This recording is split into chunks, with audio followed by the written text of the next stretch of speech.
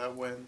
Kind of get on the right side of things again? Well, I think the demeanor's a little bit different, a little more energy. Again, it's you know when you go through 4 losses in a row, there's a little cloud hanging there, but I've said multiple times before though that I've been very pleased with the way they've come back after each loss and on the first day back in the room and trying to get better and do things. That's been a huge positive, and I think that's going to be one that we'll always look back at with this program as we continue to build things, is how this group handled this season. There's good energy. They know this is an important game, and they've approached it that way. It's got to feel nice to still be playing for something too. Yeah, absolutely.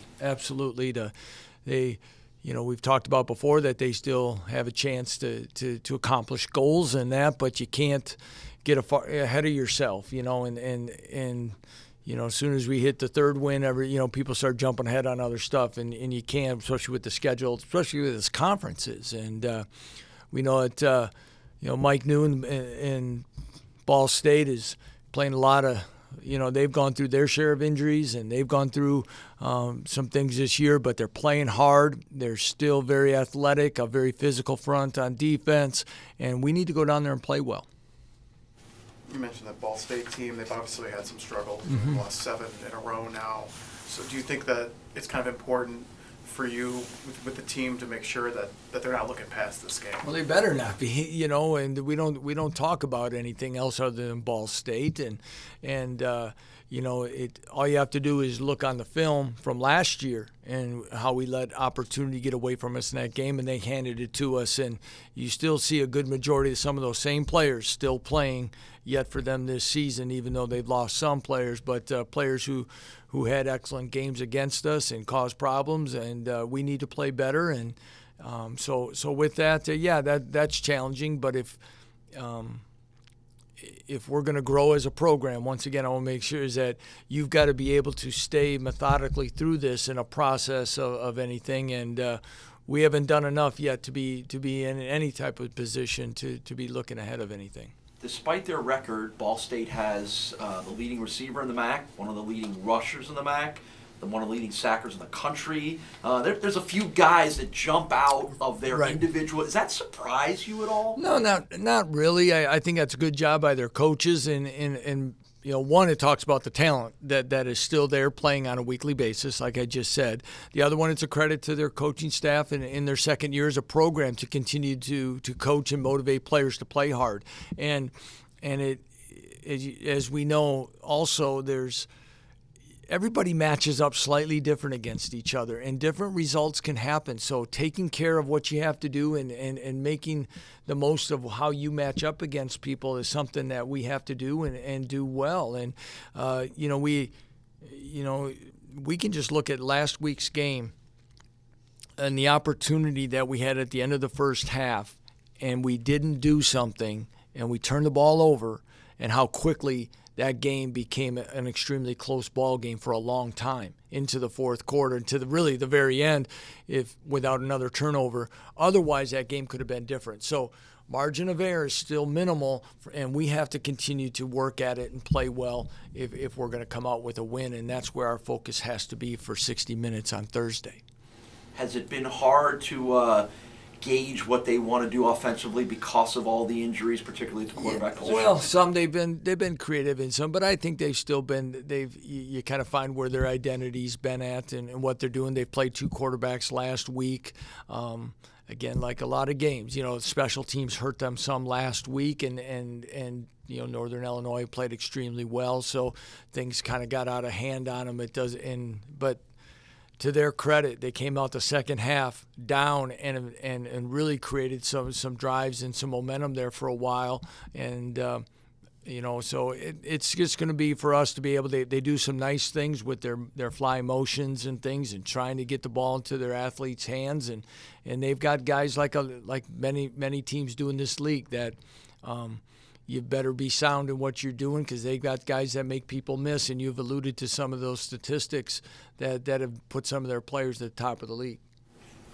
Khalil Hodge is now the record holder for the FBS era single season tackle record. What kind of sense for the football does he have when you watch him? You've obviously seen it. Very instinctive. What you're looking for in a linebacker. I think when questions of Khalil come up, he played a little more outside linebacker in junior college, but when he showed up here with his size and his sense for the ball and really just his approach to playing the linebacker position, it was very evident. I remember Chris Simpson saying right away, he's a Mike linebacker. Okay, and it didn't take long. It might have been after the first practice or maybe the second, but to watch what he's done and our body of work to this point, I know the Western Michigan game was a lot of snaps, so the statement could be looked at maybe a little differently, but this isn't the defense that had troubles getting off the field last year or one that was giving up a bunch of big plays. And for him to do this, to have those type of numbers in 10 games is very impressive. And it shows his consistency, his ability to get to the ball, the work he's put in. And also, I always want to make sure I credit the front four, the guys have been rotating in front of them that have done a nice job to allow the middle linebacker to do what he needs to do in our defense. Your defense took a few steps against Bowling Green in forcing turnovers, up in the sack totals. Is that something you've been waiting to happen? Is it something that you were wondering when it was going to start? Yeah, you talk about it sometimes. It could be on either side. You don't want to be turning the ball over. I don't know if for either team, and I watched caught parts of other MAC games that in the weekday games is the dip in temperatures, the night games. There's things that happen. I don't know if that can be a part of it sometimes that you've got to get used to at this time of year. I think hopefully we've all acclimated on our side of things. But you're right. I've been with Brian Borland a long time now.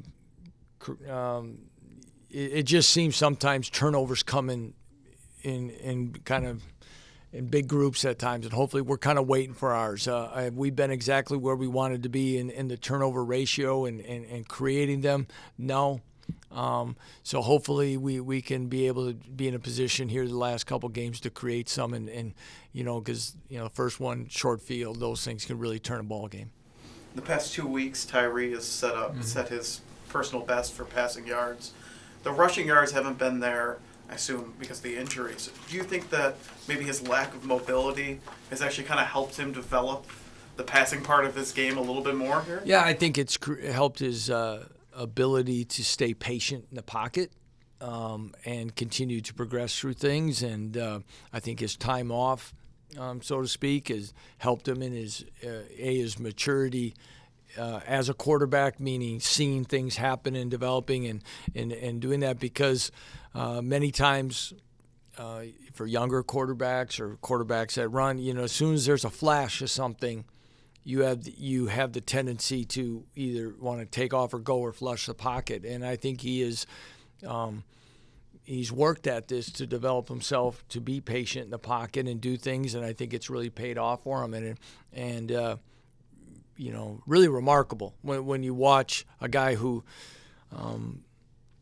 he went about 3.5 weeks or so, almost maybe more than that, without taking any team reps, and to timing, having people around you, doing all those things. And, it'd be like missing all of August almost and then going and playing in the first game of the year. And that's kind of what for him to go do that, is a really credit to him and, our training staff and all the things conditioning-wise, Jim Zabrowski, Andy Koldnicki. But, we're going to need those type of performances here on Thursday. Only 13 sacks allowed in 10 games, and I think you're one of the leading teams in the country in fewest tackles for loss allowed. I guess that's an easy way to say, talk a little bit about the performance of your offensive line as a group and what they've been able to do to limit those kinds of things for defenses. Yeah, again, when you're playing against one of the best pass rushers in the conference and the country, I guess you want to make sure you hold true again on Thursday. But, yeah, I think that's one of the unsung things that we've talked about. We've come into these type of meetings and we've talked about maybe the ability to run the ball, some weeks of inability to run the ball. But I don't know if we've really given that group and Daryl Ekpulso, the offensive line coach, the due credit through 10 ball games of the job that group has done in pass protection, especially. And you're talking about, and again, the whole offense as far as systematically of trying to minimize minus yardage plays. And those are things that I think we've taken great strides in. So they've done a nice job. We've been mixing and matching sometimes some different guys in there. And for all that to stay as consistent as it's been, especially at our tackle positions and thing, has really been a nice thing to see. What is the challenge in making sure Winbush doesn't add to those numbers? Well, again, obviously you got to win those one-on-one matchups. We got to get some guys some help when we need to. We've got to be able to change launch points from time to time, and we got to get the ball out. All those things are going to play a part, and hopefully incorporating a running game of consistency doesn't allow him just to kind of pin his ears back and take off.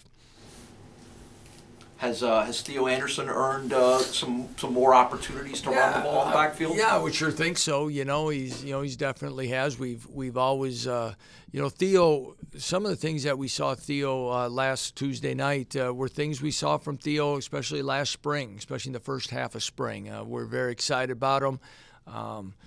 Then it kind of tapered. He kind of plateaued a little bit. We've talked to him. I think it was it the Colgate game or something? He showed some flashes getting in there, gave us a little spark and did some things. But for him to be able to do that, and we really need him to kind of build off of that. And I think as we kind of go this stable of running backs, you're going to see is it going to be a group that adds a little bit of different things when each guy's on the field, and, again, is going to continue to spread out the arsenal of people that we can get the ball to. Okay. All right. Thank you very much for coming.